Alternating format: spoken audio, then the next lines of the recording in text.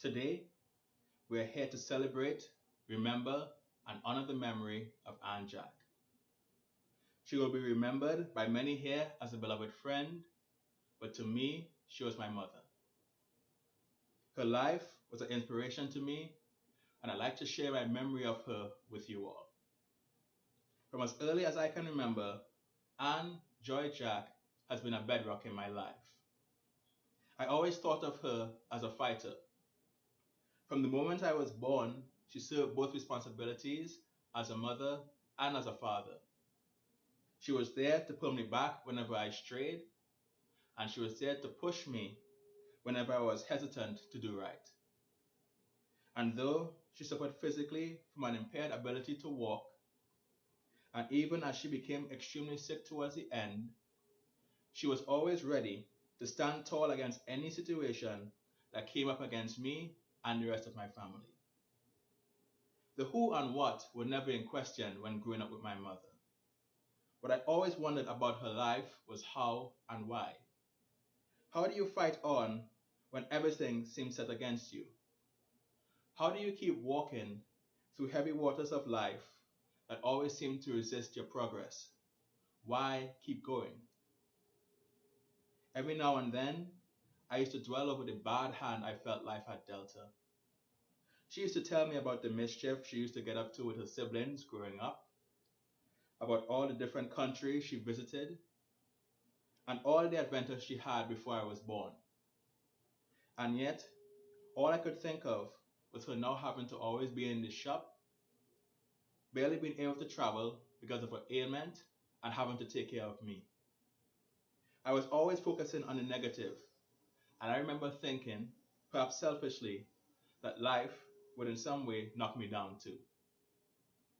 So as a child, I asked her seriously about the struggles of life, not just hers, but everyone's. How can you face against the struggle of life, and why? She told me you had to push forward, to always keep your goals ahead of you so you have something to strive towards. Using the experience of adversity to make you stronger and any fortune to make you better. That in itself is life. And so, from the earliest I could remember, she did everything she could to prepare me for whatever life could throw at me. And I don't just mean simply making sure I went to school and get an education. She was proud of me for that, of course. Who else would jump up and cheer in the middle of a quiet hall when the son won a poetry competition? But she was determined to go further than that with me. She tried to give me every possible skill she could, from shopkeeping to planting crops in the garden to sell, learning to draw at the Fort King George Lighthouse, pottery making, tie-dyeing, smoking chicken at the back of the house to sell at Christmas. Many a time, I would walk into the shop, smelling of smoked chicken, hands covered in clay and paint, shirt tie-dyed in various colors of the rainbow, asking, "Mommy, why am I doing this?" And smiling, she would remind me that she was simply preparing me for anything that could come my way. Not just the bad things one needs to withstand, but the good opportunities to take advantage of and build upon. I have now spent two-thirds of my life away from home since I was 12 years old, in pursuit of both education and earning a livelihood. Due to her physical condition and my life pursuits, we couldn't see each other as much as we would have liked. But those life lessons have always been ingrained in me.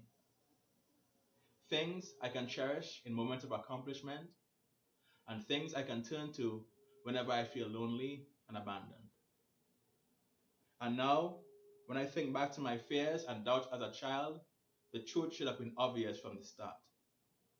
I was so concerned looking around at the raging rivers of life and how and why she was walking through it, when I could have simply looked down and seen that she was carrying me. And so, my memory of her comes full circle. Who was she? Anne Jack, lovingly referred to throughout life as Joy. What was she? A daughter to a proud mother, sister to 9 loving siblings, and a mother to an eternally grateful son. Where is she? a place higher and better than where we sit. How did she live?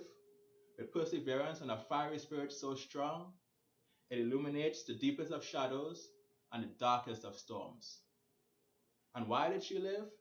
To be the best person she could be for herself and for others.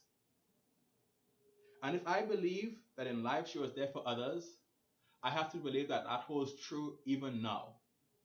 This memorial isn't about the end of life, but how we all go forward. Me, I can truly say that I have learned to walk through those waters.